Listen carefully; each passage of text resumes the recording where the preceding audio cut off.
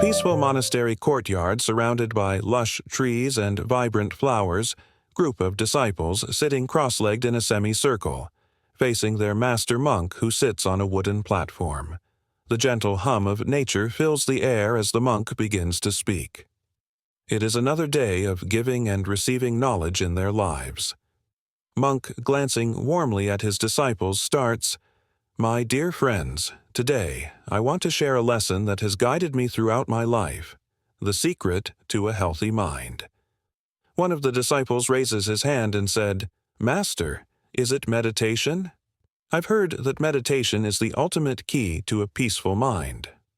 Smiling softly, the monk goes, "Meditation is indeed a powerful tool, but it is not the secret itself.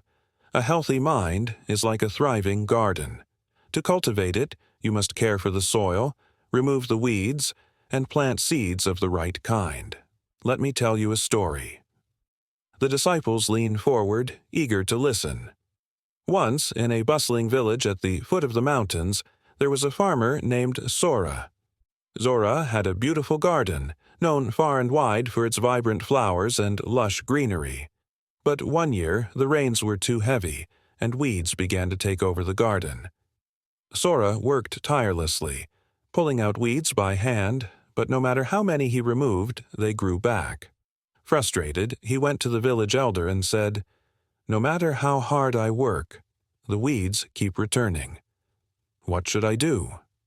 The elder smiled and replied, "You are treating the symptom, not the cause.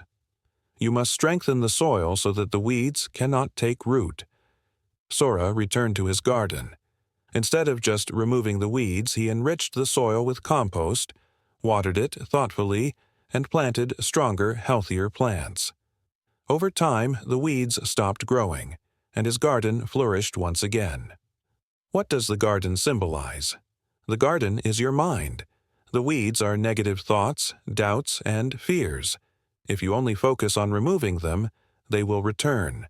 But if you strengthen the soil, the foundation of your mind, by nurturing positive habits, cultivating compassion, and practicing mindfulness, negativity will find no place to grow.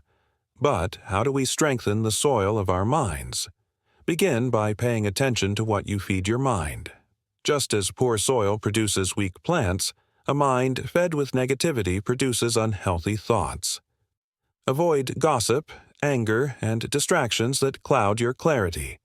Instead, nourish your mind with kindness, gratitude, and knowledge. Then, practice mindfulness. Like tending to a garden daily, take time each day to sit quietly and observe your thoughts. Do not judge them, simply notice them, like a farmer observing the health of his plants.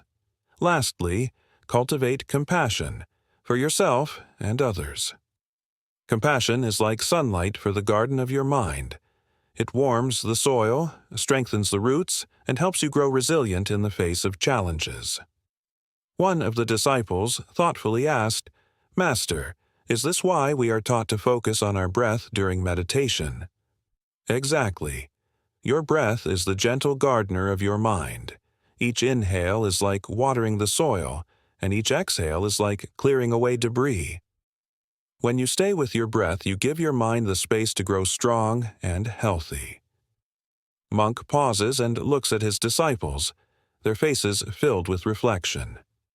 Remember, the secret to a healthy mind lies not in battling the weeds, but in nurturing the soil.